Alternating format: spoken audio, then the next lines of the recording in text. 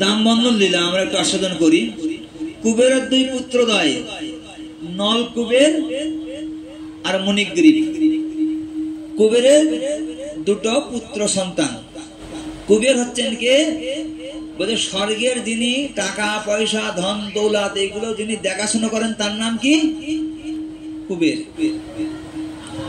কুবেরের দুই পুত্র চিন্তা করছেন আমাদের পিতা তো অনেক টাকা পয়সা তার কাছে থাকে, স্বর্গের সব টাকা পয়সা ধন দৌলত তার কাছে থাকে, তা আমরা একটু মদ খাই চলো।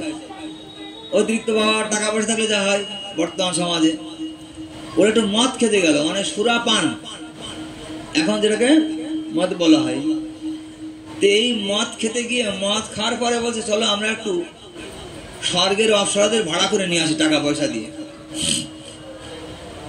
স্বর্গে গেল, গিয়ে অপ্সরাদের টাকা পয়সা দিয়ে দিল, গয়নাগাটি দিয়ে দিল, দিয়াতে অপ্সরারা খুশি হয়ে গেল। এখন ওদের নিয়ে গঙ্গা পবিত্র মন্দাকিনী, স্বয়ং ভগবান বিষ্ণু বামন দেবের চরণাশ্রিত জল এই গঙ্গার মধ্যে গিয়ে বিবস্ত্র অবস্থায়, কোনো কাপড় পরা নেই, কুবেরের দুই পুত্রদ্বয়ের কোনো কাপড় চোপড় পরা নেই এবং অপ্সরাদের কোনো কাপড় চোপড় পরা নেই, এই অবস্থায় গঙ্গায় নেমে জলকেলি করছে। একে বলা হয় কি? বলছে ভগবত বিদ্বেষী কার্যকলাপ। ভগবত বিদ্বেষী কার্যকলাপ। এটা দেখলে কোনো সাধু ঠান্ডা থাকতে পারবে না। তাই নারদ মুনি দেখছে আরে সর্বনাশ, কুবেরের দুই পুত্র কি অমানুষ হয়ে পড়েছে। স্বয়ং পবিত্র মন্দাকিনী গঙ্গার মধ্যে এহেন অপ্সরাদের নিয়ে নগ্ন অবস্থায় জলকেলি করছে। ছি ছি ছি ছি, এটা তো মেনে নেওয়া যায় না। তাই শ্রীমৎ ভাগবতে বলছেন ক্রোধ ভগবত বিদ্বেষী জনে, ক্রোধ ভগবত বিদ্বেষী জনে। সাধু ব্যক্তি ক্রোধ করতে পারবে, রাগ করতে পারবে কোথায়? যেখানে ভগবত বিদ্বেষী কার্যকলাপ শুরু হয়, অর্থাৎ ভগবান যে কার্যকলাপটা স্বীকার করেনি সেরকম কাজ কিছু হলেই সাধু রেগে যায়। তাই নারদ মুনি কি করলেন? সেখানে গেলেন। সেখানে গিয়ে তিনি নারায়ণ ভগবানের নাম করতে গেলেন। সবাই একটু বলুন, শ্রীমন নারায়ণ নারায়ণ হরি হরি, নারায়ণ নারায়ণ হরি হরি, শ্রীমন নারায়ণ নারায়ণ হরি হরি, নারায়ণ নারায়ণ হরি হরি, শ্রীমন নারায়ণ নারায়ণ হরি হরি, নারায়ণ নারায়ণ হরি হরি। तेरे लीला है अब राम प्यारे प्यारे, लीला अब राम प्यारी प्यारी, श्रीमन नारायण नारायण हरि हरि, नारायण हरि, तेरे लीला है अब राम प्यारे प्यारी, तेरे लीला अब राम प्यारी प्यारी, श्रीमन नारायण नारायण हरि हरि, नारायण नारायण हरि हरि, श्रीमन नारायण नारायण हरि हरि, नारायण नारायण हरि हरि, सूर्य नारायण नारायण हरि हरि, नारायण नारायण हरि हरि, ब्रह्म नारायण नारायण हरि हरि, ब्रह्म नारायण नारायण हरि हरि, विष्णु नारायण नारायण हरि हरि, विष्णु नारायण नारायण हरि हरि, शिव नारायण नारायण हरि हरि, शिव नारायण नारायण हरि हरि, सूर्य नारायण नारायण हरि हरि, सूर्य नारायण नारायण हरि हरि, तेरे लीला अब राम प्यारे प्यारे, लीला अब राम प्यारी प्यारी, श्रीमन नारायण नारायण हरि हरि, नारायण नारायण हरि हरि, जय नारायण नारायण हरि हरि, नारायण नारायण हरि हरि,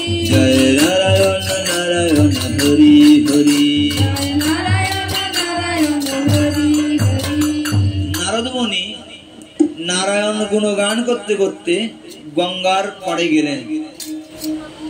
নারদ মুনিকে দেখে অপ্সরাগণ তাকে নমস্কার করে বস্ত্র দিয়ে তাদের লজ্জা নিবারণ করে নিয়ে নারদকে প্রণাম করে সেখান থেকে পালিয়ে গেল।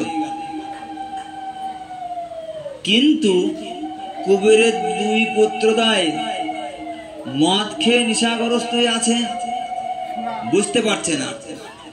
কিছু সময় পরে দেখে কি একটা অপ্সরাও নেই, সামনে এই বুড়ো নারদটা হাজির হয়েছে। সে কি ব্যাপার নারদ মুনি, এই তুমি এখানে কেন?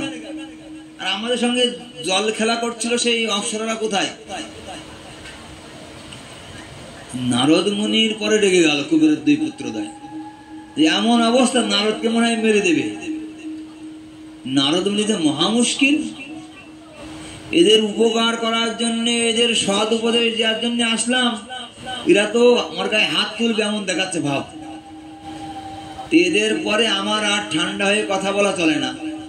নারদ রেগে গেল, এই কুবেরের পুত্রদ্বয় মহাপাপিষ্ট, হ্যাঁ, স্বয়ং গঙ্গা, ভগবান শ্রীবিষ্ণুর পদাশ্রিত গঙ্গা, এই গঙ্গা জলের মধ্যে ব্রহ্মজল, তার মধ্যে নগ্ন অবস্থায়, ন্যাংট অবস্থায় কিছু স্ত্রী জাতিদের নিয়ে জলকেলি করছিস, বদমাস বেদব, দাঁড়া এখনই তোদের ব্যবস্থা করছি। এই বদমাস বলে সঙ্গে সঙ্গে কুমণ্ডলের জল নিয়ে অভিশাপ দিয়ে দিল, যা বদমাসের দল, তোরা কি হবি, বিক্ষ হয়ে যা। বলছে নারদ মুনি, এই বদমাইশ বাদর যা বলো বলো, এই বৃক্ষ আর অভিশাপ দিয়ে না বাবা। হ্যাঁ, তুমি অভিশাপ দিয়েছ, আমার মাফ করো, ভুল করেছি আমরা। হ্যাঁ, বদমাইশের দল গঙ্গার মধ্যে নেমে ন্যাংট অবস্থায় নারীদের নিয়ে জল কেলি, এখন তোরা বৃক্ষ হয়ে যা। অভিশাপ দিয়ে দিলাম। অভিশাপ দিয়ে দিল, বৃক্ষ হবে কেন? বলছে বৃক্ষরও জামা প্যান্ট পরা নেই, ওদেরও পরা নেই। বৃক্ষরও জামা প্যান্ট পরে, সব ন্যাংটা হয়ে দাঁড়িয়ে আছে না, তোরাও ন্যাংটা হয়ে যা। হ্যাঁ, বলছে আমরা ভুল করেছি, আমাদের মাফ করো। খুব অনুনয় বিনয় ক্রন্দন করে বলছে মাফ করো, যা। যাকে এবার মাফ চাচ্ছে, আবার মাফ করে দিয়ে এবার যা। তোদের বললাম বৃক্ষ হয়ে যাবি তো, তা বৃক্ষ বৃন্দাবনে গোকুল ধামে গিয়ে বৃক্ষ, গোকুলে গিয়ে বৃক্ষ হয়ে দাঁড়িয়ে থাক। এটা সত্য যুগ, সত্য ত্রেতা দাপর যুগে তোদের উদ্ধার হবে। বলছে ওরে বাবা, এতদিন বৃক্ষ হয়ে থাকবো কেন? বলছে ওই কৃষ্ণ আসবে, হ্যাঁ, নন্দ মহারাজের গিয়ে মা যশোমতীকে অবলম্বন করে নন্দ মহারাজের গিয়ে ভগবান কৃষ্ণচন্দ্র আবির্ভূত হবে। এই ভগবান কৃষ্ণ এসে স্পষ্ট করলে তোদের উদ্ধার হবে। হ্যাঁ, একটা অভিশাপ দিয়ে দিল, আবার আশীর্বাদ হয়ে গেল। কেন আশীর্বাদ? দেখবেন শাস্ত্রে আমরা পাই, ব্রহ্মা ভগবানের কাছে বলছে আমাদের বৃন্দাবনে জন্ম দাও। বলছে আরে না, হবে না। বৃন্দাবনে বৃক্ষ জন্ম দাও, বলছে হবে না। পশু পক্ষী জন্ম দাও, হবে না। ব্রহ্মাকে ভগবান বলছেন, তাহলে বৃন্দাবনে কৃমিকীট করে দাও, মলমূত্রের মধ্যে, পায়খানা প্রস্রাবের মধ্যে যে কৃমিকীট গুলো থাকে তাই বানাও, বল তাও হবে না। স্বয়ং ব্রহ্মাকে যে বর দেয়নি সেই বর দিয়ে দিল কাকে? কুবেরের দুই পুত্রদ্বয়কে। কি হবে? বৃক্ষ। বৃক্ষ হয়ে গেল ওরা। হ্যাঁ, আর নারদ মুনি তো এমন ভক্ত, নারদ মুনির অভিশাপ রক্ষা করার জন্য ভগবান কৃষ্ণকে জন্ম নিতে হবে। কোথায়? সেই নন্দ মহারাজের গৃহে। মা যশোমতীকে অবলম্বন করে নন্দ মহারাজের গিয়ে উনি জন্ম নেবেন। কেন নেবেন? নারদ মুনি হচ্ছে ভগবানের পরম ভক্ত। আর এই পরম ভক্ত যে প্রতিজ্ঞা করেন, সেই প্রতিজ্ঞা ভগবান রক্ষা করেন। কেমন পরম ভক্ত নারদ মুনি? একসময় নারদ মুনি ভগবানকে প্রণাম করে বলছেন, হে প্রভু কৃষ্ণ, তুমি এই জগতে কোথায় কোথায় থাকো, দেখেন কিভাবে পরম ভক্ত হওয়া যায়। আপনারা যদি পরম ভক্ত হতে চান, এই সিস্টেমটা আপনারা যদি মানতে পারেন, হতে পারবেন। বলছে ভগবান কৃষ্ণ বলতে, আমি সব জায়গায় থাকি। সব জায়গায় মানে বলছে আমি আকাশ বাতাস মাটি জল আগুন সবখানে আমি আছি, এমন কোন জায়গা নেই আমি নেই নারদ। তো ভগবান সব জায়গায় আছে শুনে নারদ মুনি বলছে ভগবান মাটিতে থাকে, আর এই মাটিতে আমি পায়খানা প্রস্রাব করি, আর করবো না। পারবেন কেউ? নারদ মুনি 12 বৎসর পায়খানা প্রস্রাব আটকে রেখে দিল শরীরের মধ্যে। কেন? যে আমার প্রভু মাটিতে থাকে, আর এই মাটিতে আমি পায়খানা প্রস্রাব করে দিলে তার গায়ে পড়বে, আমি করবো না। কত অনুরাগী ভক্তটা, হ্যাঁ? এইভাবে 12 বছর পর নারদের গা থেকে দুর্গন্ধ বেরোচ্ছে। একসময় কৃষ্ণ বলছে নারদ তোমার গা দিয়ে দুর্গন্ধ কেন বেরোয় বাবা? প্রভু আমি 12 বছর আর মলমূত্র ত্যাগ করিনি, শরীরের মধ্যে আটকে ধরে রাখছি। বলে কেন? তুমি আমাকে বলেছ তুমি মাটিতে থাকো, তাহলে এই মাটির পরে আমি প্রস্রাব পায়খানা মলমূত্র কি করে ত্যাগ করব? হ্যাঁ, আমি 12 বছর আজ মলমূত্র ত্যাগ করিনি। ভগবান গোবিন্দ নারদের দিকে তাকে অসাড় হয়ে গেল। আরে বলে কি এ নারদ, তুমি দক্ষিণ দ্বারে গিয়ে এখনই মলমূত্র ত্যাগ করো, তোমার গায়ে পড়বে। পড়বে না। কেন? যখন মল ত্যাগ করবে তখন, যখন পায়খানা করবে তখন থুতু করে ফেলবে। অর্থাৎ পায়খানা করার কি করতে হয়? থুতু করতে হয়, সাপ ফেলতে হবে সেখানে। হ্যাঁ, তাহলে কি হবে? ভগবান সেখান থেকে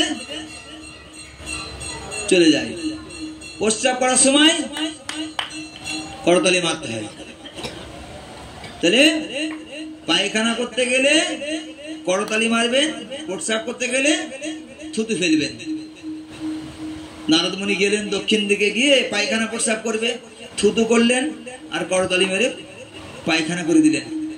ওরে বাবা, সেই মল ত্যাগ করে দিলে একটা বড় পাহাড় হয়ে গেল। 12 বছরে পায়খানা কতখানি হবে সেটা বলছি তো। একদিনে কতটা হয়? তাহলে 12 দিনে কতটা, 12 বছরে কতটা হবে? বড় এক পাহাড় হয়ে গেল। যেই পাহাড়ে গেল গোবিন্দ দেখছে, আরে বাবা একই কাণ্ড। নারদ কি করলো এটা? সঙ্গে সঙ্গে সেই মল থেকে ভগবান একটা বৃক্ষ তৈরি করে দিল। সেই বৃক্ষর নাম মলয় চন্দন। মনে থাকবে? সেই বৃক্ষের নাম কি? মলয় চন্দন। এই চন্দন সৃষ্টি হলো কোথা থেকে? নারদের মল থেকে, তাই নাম কি? মলয় চন্দন। আর গোবিন্দের গায়ে কি চন্দন দেয়? মলয় চন্দন। এই মলয় চন্দন ছাড়া ভগবান শ্রী গোবিন্দের সেবা হয় না। সুগন্ধ, পৃথিবীর সর্বশ্রেষ্ঠ সুগন্ধ কোথা? নারদের পায়খানা। আর আমাদের পায়খানা কি দুর্গন্ধ। নারদ এমন ভক্ত ভগবানের। এই 12 বছর যে পায়খানা ধরে রাখতে পারে। হ্যাঁ, আমাদের ট্রেনের মধ্যে পায়খানা চাপলে আমরা এই স্টেশন পর আসলে বাঁচিয়ে আমি বাড়ি যেতে পারলে কি অবস্থা হয়। আর নারদ 12 বছর আটকে রাখছে, সে কত বড় ভক্ত চিন্তা করুন তো। একটু মাথা মধ্যে চিন্তা করেন ব্যাপারটা। এই ব্যক্তি যদি বলে আয় কৃষ্ণ তুই এই দাপর যুগে এসে কিন্তু এই ভক্তটাকে উদ্ধার করিস বাবা, কৃষ্ণ আসবে। সত্য গেল, ত্রেতা গেল, দাপর যুগে মা দশবতীকে অবলম্বন করে নন্দ মহারাজের গিয়ে ভগবান কৃষ্ণ জন্ম নিলেন। জন্ম নিয়ে তো তিনি পুতনা মেরে দিলেন, শতকাসুর মেরে দিলেন। এইভাবে আস্তে আস্তে হামাগুড়ি দিতে শুরু করলেন। এবার আস্তে আস্তে দাঁড়ালেন, ছুটাছুটি করতে শুরু করলেন, দৌড়ান। এই বাড়ি থেকে মাখন দুটি চুরি করে এই শুরু করে দিলেন। এক ব্রজগোপিনী মা এসে বলছে, ও যশোদা দিদি, তোমার ছেলে আমাদের বাড়িতে দধিনন্দি চুরি করে। বলছি এ কি কথা? আমার বাড়ি কি অভাব আছে কোনো? আমি হ্যাঁ, নন্দ রাজার বাড়িতে কোনো অভাব? দই সন্দেশের অভাব? যার বাড়িতে 9 লক্ষ 9 লক্ষ ধেনু। কয়টা?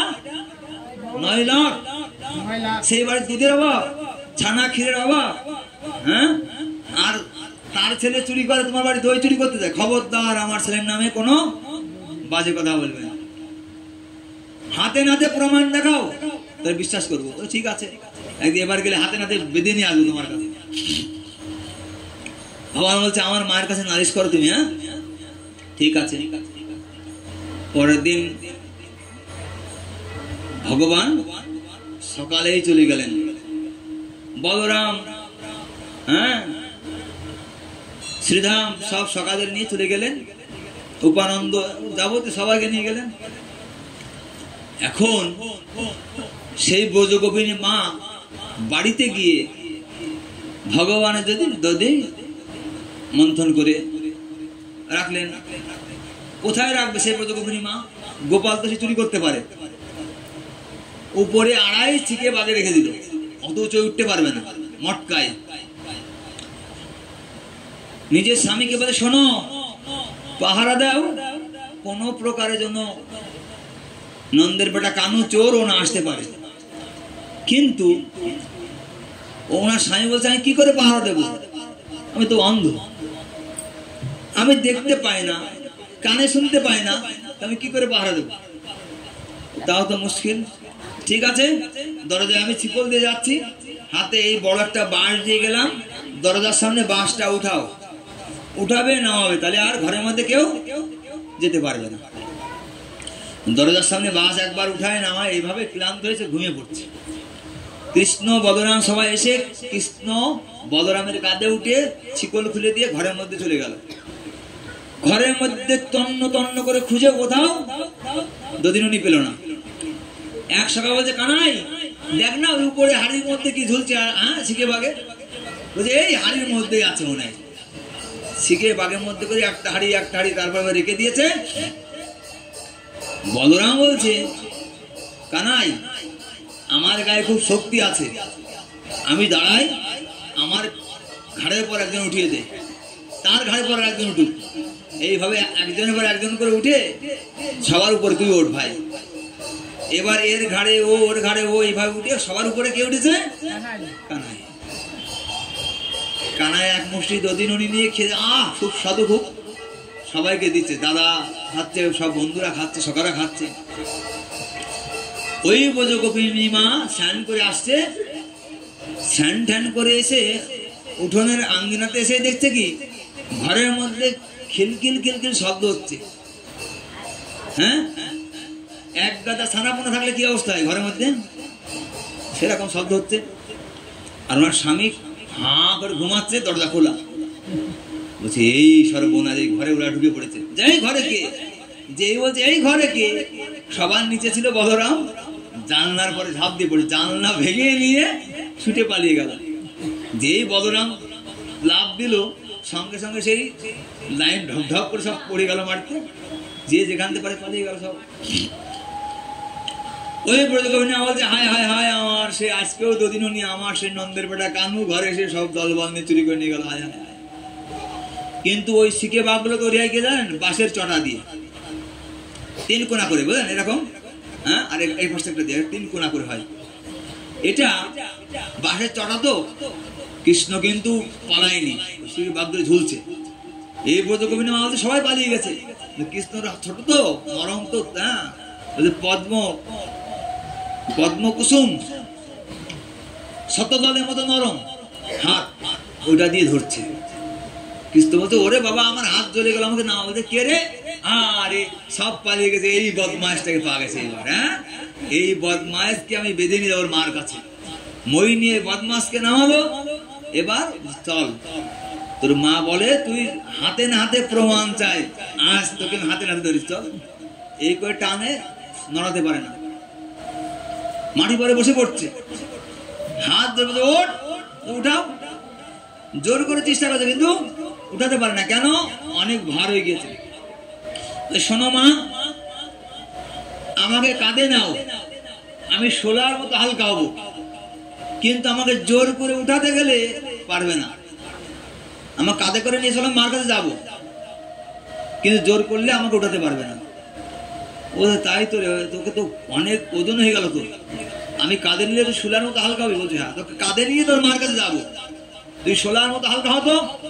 কৃষ্ণ ভগবান শোলা হয়ে গেল, ধরে নিয়ে কাঁধের পরে বসিয়ে চিৎকার করছে, নন্দ মহারাজের গৃহে গিয়ে চিৎকার করছে, ও যশোদা দিদি, যশোদা দিদি। যাই কে?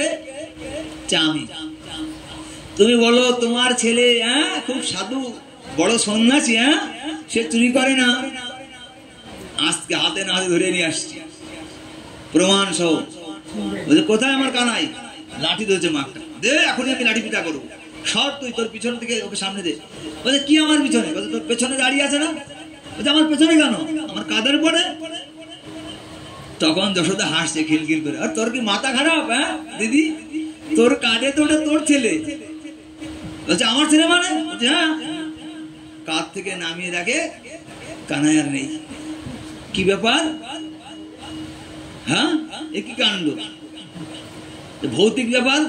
আমি কানাইকে তুলে আনলাম এবং তার কাঁধের পরে দু হাত ধরে আছি আমি।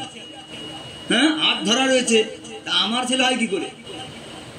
লজ্জায় আর সেখানে দাঁড়ানো যায় না। নিজের সেই সন্তানকে আবার কাঁধে করে নিয়ে বাড়িতে যেতে শুরু করলেন।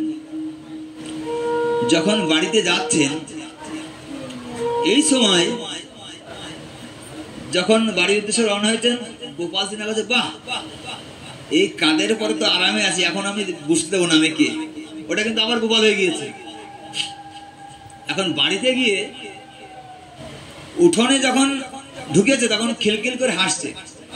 কি ব্যাপার, আমার কাঁধের পরে কে আসে? হ্যাঁ, তখন নামিয়ে দেখে কানাই, তার ছেলে আর নেই। তো চিন্তা করে কি ব্যাপার, ধরলাম কানাইকে, নন্দ মহারাজের বাড়িতে নিয়ে গেলাম, হয়ে গেল আমার ছেলে। ওখান থেকে আবার তুললাম আমার ছেলেকে, হয়ে গেল কানাই। কানাই নামানোর সঙ্গে সঙ্গে বলছে মা, যোগেন্দ্র, যোগেন্দ্র ধ্যানেন্দ্র মনেন্দ্র অনেক তপস্যা করে সিদ্ধি লাভ করে আমার চরণ চিহ্ন দেখতে পায় না, আমি কে তুমি জানো? এই কে দৌড় মারল সে, আর দাঁড়ায়নি একটু, বাড়ি চলে গেল। মা যশোদা চিন্তা করলেন, প্রায় আসে সবাই আর অভিযোগ করে দধিননি চুরি করে, নিশ্চয়ই করে, সবাই একই কথা বলবে কেন? হ্যাঁ, সবাই একটাই বলবে কেন যে চোর, কানাই চোর, নিশ্চয়ই অন্য বাড়ি যে চুরি করে। কেন করে? বলছে ও, আমার বাড়িতে দধিননি তো আমি নিজে হাতে তৈরি করিনি, সব দাস দাসী চাকর বাকর তৈরি করে। এই দাস দাসী চাকর বাকর এদের হাতের তা মনে হয় কানার পছন্দ হয় না। হ্যাঁ, বুঝলেন কিনা? তো মা বলছে আমি নিজে হাতে এবার দধি মন্থন করব। তো অনেকে দেখবেন ভক্ত হওয়ার পরে অনেকে ধনী হয়, বা আগে থেকে অনেকে ধনী ছিল। এরম ব্যক্তিরা সাধু হওয়ার পর দেখবেন বাড়িতে বেতন দিয়ে কি রাখে? পূজারি রাখে, রন্ধনশালায় রন্ধনী রাখে, রাখে না? টাকা দিয়ে পূজারি রাখে, টাকা দিয়ে রন্ধনশালায় রন্ধনী রাখে। যেমন ভগবান রান্না করবে, এই ব্যক্তি এর বেতন 10,000 টাকা, এই ব্যক্তি পূজা করে এর বেতন দেবো 15,000 টাকা। যারা রাখে এদের সেবা হয় না। মা বলছে আমার বাড়িতে দধিননি অনেক তৈরি হয়, কিন্তু গোপালের পছন্দ হয় না কেন? আমার বাড়ি এরা দাস দাসীরা তৈরি করে, আমি নিজে হাতে দধি মন্থন করবো। আচ্ছা, সেই কালে মা যশোদা দধি মন্থন করেছিল কিভাবে জানেন আপনারা? এমন ভাবে ধরে, এইভাবে এইভাবে, সবাই একটু ধরুন তো এরকম করে স্মরণে গোপালের জন্য দধি মন্থন করি আমরা সবাই। হরে কৃষ্ণ কৃষ্ণ কৃষ্ণ হরে হরে, হরে রাম রাম রাম হরে হরে। তাহলে চোখ বুঝে করলে কেমন মনে হচ্ছে? সে মনে হয় আমার গোপালের জন্য সে শুরু করছে। হ্যাঁ, স্মরণে সেবা। হ্যাঁ, মা যশোদা দধি মন্থন করে নিয়ে গোপালের শুয়ে আছে, মাথা ধরে গিয়ে বলছে গোপাল বাবা ঘুম থেকে উঠে এটা সেবা নাও। গোপাল কি করেছে? ঘুম থেকে উঠে দধিননি খাওয়া শুরু করে দিল। দেখে জানলার ধারে সব বানর আর হনুমান এসে উপস্থিত হয়ে গেল। গোপাল বলছে, হে বানর সেনাগণ, তোমরা ত্রেতা যুগে আমাকে অনেক উপকার করেছিলে সীতাকে উদ্ধার করার জন্য। তাই আমি বলেছিলাম ত্রেতা যুগে তোমাদের ঋণ মুক্ত হতে পারবো না, দাপর যুগে আমি তোমাদের ঋণ মুক্ত হব। তাই তোমাদের ঋণ মুক্ত হওয়ার জন্য আমি আমার এই মায়ের তৈরি দধিননি সব তোমাদের খেতে দেব। তোমরা আমার ঋণ মুক্ত করো। মা তৈরি করেছে দধি, ননি, লাড্ডু যা করেছে সব বানর আর হনুমানকে দিচ্ছে খেতে। হ্যাঁ, বানর আর হনুমানকে খেতে দিয়ে দিল। এটা কি সহ্য হয়? কেন উনি ঋণ মুক্ত হচ্ছেন? ত্রেতা যুগে এই হনুমান বানর সেনারা উপকার করেছিল, রাম ছিল ভগবান কৃষ্ণ, তাই বানর সেনাকে দিচ্ছে। আর মা এটা দেখে একটা লাঠি ধরছে, লাঠি নিয়ে মা কানাইকে তাড়া করলেন। একটু বলেন। মা যশোদা তোমায় আমি ধরা দেব না, মা যশোদা তোমায় আমি ধরা দেব না, ধরলে আমায় রাখবে বেঁধে সইতে পারবো না, মাগো ধরা দেব না, আমি ধরা দেব না, মা যশোদা তোমায় আমি ধরা দেব না, তোমার ননির দাম মেটাতে করবো ভিক্ষা মথুরাতে, তোমার ননির দাম মেটাতে করবো ভিক্ষা মথুরাতে, ননির দাম পাবে মাগো আমায় পাবে না, মাগো আমায় পাবে না, মা যশোদা তোমায় আমি ধরা দেব না, মা যশোদা তোমায় আমি ধরা দেব না, মা যশোদা তোমায় আমি ধরা দেব না। গোপাল ছুটে বেড়াচ্ছে, মাথা ধরতে পারছে না। ছোট গোপাল কেন ধরতে পারছে না? রাগ করে লাঠি ধরছে। ভগবান বলছে ক্রোধের দ্বারা আমাকে পাওয়া যায় না। হে মা, তুমি খুব রাগান্বিত ভাবে লাঠি ধরে আমাকে ধরতে যাচ্ছ, আমাকে ধরতে পারবে না। হ্যাঁ, কৃষ্ণ বশ হেতু কেবল প্রেম ভক্তি রস, প্রেমের দ্বারা, ভক্তির দ্বারা, রসের দ্বারা সে রসময় পুরুষকে আকর্ষণ করা সম্ভব। রাগ করলে হবে না। তখন মা তো শুধু লাঠি ফেলল, ওরে বাবা ছুটে পারি না, আমি ধরতে পারবো না, আমি বসে পড়ছে মা। হ্যাঁ, এবার কানাই শোন বাবা ধরা দে। এই তো মা নরম হয়ে গেছে সুর, এই নরম সুরে ডাকো আমাকে পাবে। খামা থেকে কানায় চলে আসছে, যেই না কানায় আসছে একটা দড়ি নিয়ে কানাকে বাঁধতে যায়, আবার রেগে গেল মা, দড়ি ছোট হয়ে যায়। হ্যাঁ, সেখানে বলছে না পাহাড় সমতল হয়ে গেছে, একটা জোরে আবার ঘুরে আনলে আবার ছোট হয়। এই কথা পাহাড়ের মধ্যে দড়ি হয়ে গেল, ক্লান্ত হয়ে গেল, ঘামক্ত কলেবার মায়ের সমস্ত ঘেমে গিয়েছে। বলছে কানাই বন্ধন স্বীকার কর। বলছে এই তোমার নরম সুরে বলো, সব কৃপা হবে। নরম বাদে আমার কৃপা লাভ করা সম্ভব হয় না। হ্যাঁ, কোন মহাস্থান ব্যক্তি বলে ওই তুমি এখানে উঠে আসো, এখন ঠুস করে দেবো, সঙ্গে সঙ্গে কিন্তু আমরা এখানে উঠে যাবো। কে একজন যাকে ডাকবে উঠে, এইসব মস্তানি আমাদের মানুষের সঙ্গে ঘাটে। ভগবানের সাথে মস্তানিও ঘাটবে না, সেখানে গরম নিয়েও ঘাটবে না। সেখানে হতে হবে কি নরম, প্রেম। প্রেম সে বলো, হ্যাঁ প্রেম সে বলো রাধে রাধে।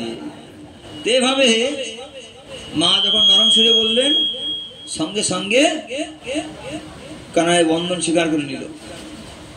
হ্যাঁ, সেই দড়ি দিয়ে যখন তার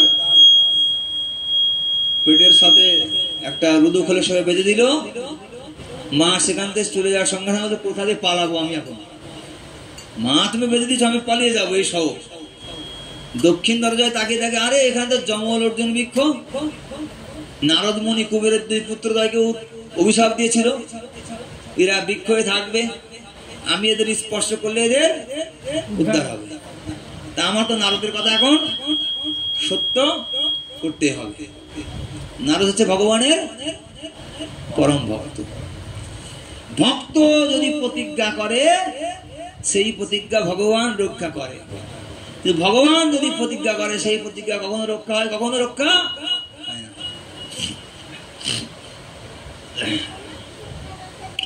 এক সময় ভগবান কৃষ্ণ অর্জুনকে বলছেন, হে অর্জুন, তুমি প্রতিজ্ঞা করে বলো, মাম ভক্ত প্রণশ্যতি, আমার ভক্তের বিনাশ নাই। অর্জুন বলছে, তোমার ভক্তের বিনাশ নাই হে সখা কৃষ্ণ, তুমি প্রতিজ্ঞা করো। ভক্ত তোমার, তুমি প্রতিজ্ঞা করে বলো আমার ভক্তের বিনাশ নেই। কিন্তু আমাকে যে প্রতিজ্ঞা কেন করাচ্ছ? বলছে, অর্জুন, আমি অনেক প্রতিজ্ঞা করি কিন্তু সব প্রতিজ্ঞা আমি রক্ষা করতে পারি না। ভগবান নিজে বলছে, আমি অনেক প্রতিজ্ঞা করি, সব প্রতিজ্ঞা রক্ষা করতে পারি না, কিন্তু আমার কোন ভক্ত যদি প্রতিজ্ঞা করে সেই প্রতিজ্ঞা রক্ষা হবেই হবে। তাই একটা বড় সড়ো ব্যাপার, এটা গুরুতর ব্যাপার যে আমার ভক্তের বিনাশ নেই, এই প্রতিজ্ঞা তোমার মধ্যে হোক। তুমি বলো, তুমি আমার শ্রেষ্ঠ ভক্ত একজন। তখন অর্জুন বলছে, আবার কেমন কথা? হ্যাঁ, বলছে, হ্যাঁ, আমি ভগবান হলে কি আমার প্রতিজ্ঞা আমি রক্ষা করতে পারি না। শুনবে তুমি, কুরুক্ষেত্রের মধ্যে এরকম কাহিনী অনেক আছে। বলছে, কোনটা? তোমার যুদ্ধের কথা সব মনে আছে? বলছে, আছে। সেই দিন যুদ্ধের কথা মনে আছে? যুদ্ধ করতে করতে করতে তোমার অস্ত্র ফুরিয়ে গিয়েছিল? আছে। যুদ্ধ করতে করতে অস্ত্র শেষ। এবার কৃষ্ণ দিকে তাকিয়ে অর্জুন বলছে, হে কৃষ্ণ, হে মাধব, তোমার ওই চন্দ্রবদন মুখমন্ডলটা একবার দেখাও প্রভু, তোমার মুখটা দেখে আমি সদাম যাত্রা করি। কেন? আমার আর অস্ত্র নেই, আমি কি নিয়ে যুদ্ধ করবো? এখন এই শত্রুপক্ষরা আমাকে মারবে, আমি তো মরে যাবো। মরার সময় তোমার মুখটা দেখে মরি। বলছে, কেন? তোমার বউ ছেলে মেয়ে আরো কত আত্মীয়স্বজন আছে, তাদের মুখ না দেখে তুমি আমাকে দেখে মরবে কেন? না, ভগবানকে দেখে মরবে কেন? বলছে, ভগবানকে দেখে যদি কারোর মৃত্যু হয় তার আর পুনরায় জন্মগ্রহণ করতে হয় না। অন্তকালে চা আময়বা মুক্তাম কালেবরম। মৃত্যুর সময় যদি আমার চিন্তা করতে করতে আমাকে দেখে কারোর মৃত্যু হয়, আমার গুণগান করতে করতে কারোর মৃত্যু হয়, সেই ব্যক্তি আমার ধাম প্রাপ্ত হয়। অর্জুন বলছে যে না, আমি ভগবানকে দিকে তাকিয়ে মরব। দেখুন, আমরা কি দিকে মরব? ভগবান বলছেন 45 মিনিটের মধ্যে সব দেখাবে। ভগবান সব দেখা যাবে। কি দেখাবে? জন্মেতে মৃত্যু পর্যন্ত সব। সব থেকে প্রিয় যেটা সেটা আসবে সামনে, তারপর মৃত্যু হবে। সব থেকে প্রিয় কি তোমার? সেটা আসবে। বলছে, আমার সব থেকে প্রিয় রাধা মাধব, আমার সব থেকে প্রিয় সীতানাথ, আমার সব থেকে প্রিয় শিব ঠাকুর, আমার সব থেকে প্রিয় বৃন্দা দেবী, আমার সব থেকে প্রিয় আমার গুরুদেব, তারা আসবে। বলছে, তোমার সব থেকে প্রিয় কি? বলছে, খাসি ছাগল। কেন? বলছে, খাসির মাংস ভালো খাই। তাহলে তোমার মৃত্যুর সময় কি আসবে? ছাগল আসবে। ছাগলকে দেখে তোমার মৃত্যু হবে, মরার সঙ্গে সঙ্গে আবার পুনরায় তুমি ছাগল হয়ে জন্মগ্রহণ করবে। হ্যাঁ, বলে না, তোমার সব থেকে প্রিয় কি লাগে জগতে? বলছে, খাসির মাংস। তো যাও, তুমি ছাগলে জন্মগ্রহণ করবে। অর্জুন বলছে, আমার সব থেকে প্রিয় কে? মাধব। সঙ্গে সঙ্গে ভগবান সূর্য সম্মুখে সুদর্শন চক্র ছেড়ে দিল, অন্ধকার হয়ে গেল। 3টের সময় সন্ধ্যা হয়ে গেছে, যুদ্ধ শেষ। যুদ্ধ শেষ হয়ে গেল। পরের দিন অস্ত্র লাগবে, অস্ত্র নাই। অর্জুন বলছে, মাধব অস্ত্র নাই ভান্ডারে। বলছে, আমি দেখবো, ঘুমাও যাও। ঘুমাচ্ছে অর্জুন, আর ভগবান কৃষ্ণ দরজায় পাহারা দিচ্ছেন। দেখুন তো, অনন্ত ব্রহ্মাণ্ডের মালিক ভগবান কৃষ্ণ, সে অর্জুনের দরজায় প্রহরী পাহারা দিচ্ছেন। কেন? অর্জুনকে রাত্রে সে যদি কেউ হত্যা করে, সারা রাত পাহারা দেবো। তাহলে ভগবানের ভক্ত হলে ভগবান কি করে তার জন্য? হঠাৎ মনে করে গেল, তাই তো অর্জুন তো অস্ত্র নেই, কি করে যুদ্ধ করবে? কৌরব পক্ষের অস্ত্র ভান্ডারে গিয়ে বান চুরি করে নিয়ে আসছে। এবার চুরি করে আনছে ভগবান অস্ত্র। কার জন্যে? হ্যাঁ, অর্জুনের জন্য। 5টা বান কাঁধে করে নিয়ে চুরি করে আসছে। পিতামহ বিশ্বদেব তাঁবুর মধ্যে শুয়ে আছে, দেখছে কে রে, আমাদের অস্ত্র ভান্ডার থেকে অস্ত্র চুরি করে নিয়ে যাচ্ছে কে, দেখে কে সরাট পুরুষ, অতিরিক্ত লম্বা বাহু, হ্যাঁ, একটা মুকুট পরা আছে, মুকুটের উপরে একটা ময়ূর পুচ্ছ, বলছে এ তো কৃষ্ণ। হ্যাঁ, চোর তো আর কেউ না, কে, কৃষ্ণ।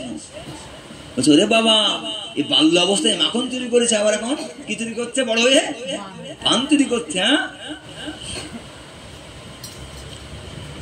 সঙ্গে সঙ্গে বলছেন হে কৃষ্ণ, হে প্রভু, অস্ত্র নিয়ে যাচ্ছ, যাও, দুঃখ নেই, সম্মুখে এসে একবার দেখা দাও।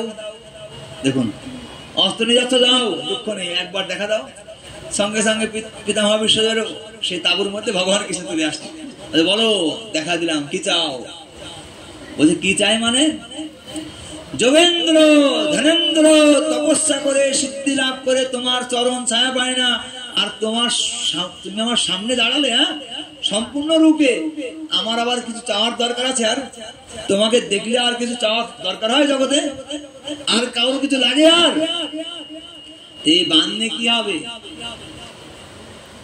বলছে এটা দিয়ে কাল অর্জুন তোমাকে মারবে, এটা দিয়ে অর্জুন মারবে।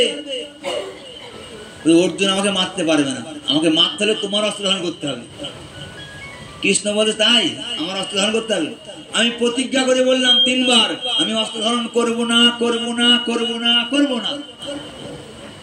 পিতামহ বিশ্বদেব বললো আমি তোমাকে অস্ত্র ধারণ করাবই, যদি আমি তোমার ভক্ত হই, তুমি আমাকে মারতে হলে তোমার অস্ত্র ধারণ করতে হবে।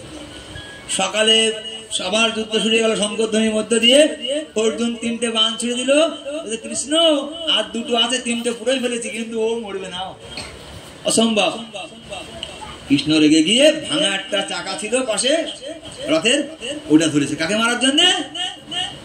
পিতামহ বিশ্বকে। বিশ্বদেব দেখলেন এখানে ভগবান, হ্যাঁ, গতকাল রাত্রে, হ্যাঁ, প্রতিজ্ঞা করলো অস্ত্র ধারণ করবে না, আর আমি বললাম অস্ত্র ধারণ করাবই। তিনি 3 বার প্রতিজ্ঞাবদ্ধ হলেন, আর আমি 1 বার প্রতিজ্ঞাবদ্ধ হলাম। আমার প্রতিজ্ঞাকে রক্ষা করতে তিনি কি করলো? তার প্রতিজ্ঞা ভঙ্গ করে দিল। একে বলে ভক্তের ভগবান, কাঙালের হরি। দেখুন, ভগবান সেই চক্র ধরলেন, সেই চক্রটা ছুড়ে দিলেন। সেই কুরুক্ষেত্র তো দিল্লির ধারে, সেই চক্রটা কোথায় পড়লো জানেন? তা বীরভূম এক চক্রধাম। গিয়েছেন কেউ? নিত্যানন্দপুর জন্মস্থান, সেখানে সেই চাকাটা এখনো আছে, দেখবেন প্রাচীর দিয়ে ঘিরে রাখা আছে। সেই রথের চাকা, ভাঙা চাকা, কৃষ্ণ ওখান থেকে ছুড়ে দিয়েছিল, এক চক্রধামে এসে পড়েছিল। সেই চাকাটা এখনো ওখানে বর্তমান আছে।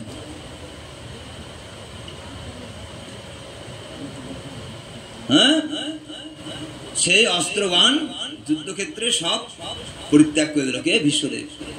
দিয়ে করজোড়ে বলছে কৃষ্ণ, তুমি সত্যি ভক্তের ভগবান, কাঙালের হরি।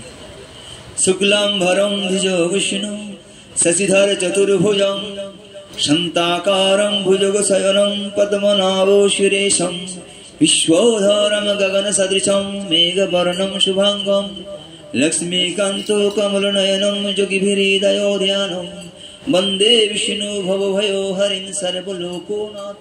হে কৃষ্ণ, তুমি সর্বলোকের নাথ, তুমি সবার প্রভু, তুমি নিজের প্রতিজ্ঞা ভঙ্গ করে দাও, সেই প্রভু তুমি। তাই এই ভক্তের প্রতিজ্ঞা রক্ষা করতে ভগবান কৃষ্ণ কি করলেন? সেই জমল অর্জুন বৃক্ষর মধ্য দিয়ে গেলেন, রুদুফলটা এখানে বেজে গেল, টান দিল পা দিয়ে, সঙ্গে সঙ্গে 2টো, কত বড় বৃক্ষ হবে? এই নাট মন্দির থেকে বড় একটা বৃক্ষ, সেই জমল অর্জুন গাছ। সেই 2টো বৃক্ষ মারমার বেজে বৃন্দাবনে পড়লো। আর সেখান থেকে দিব্য জ্যোতির্ময় 2টো পুরুষ, কারা? কুবেরের 2 পুত্র নলকুবের আর মণিগিরি বেশে ভগবান গোপালকে পরিক্রমা শুরু করলেন।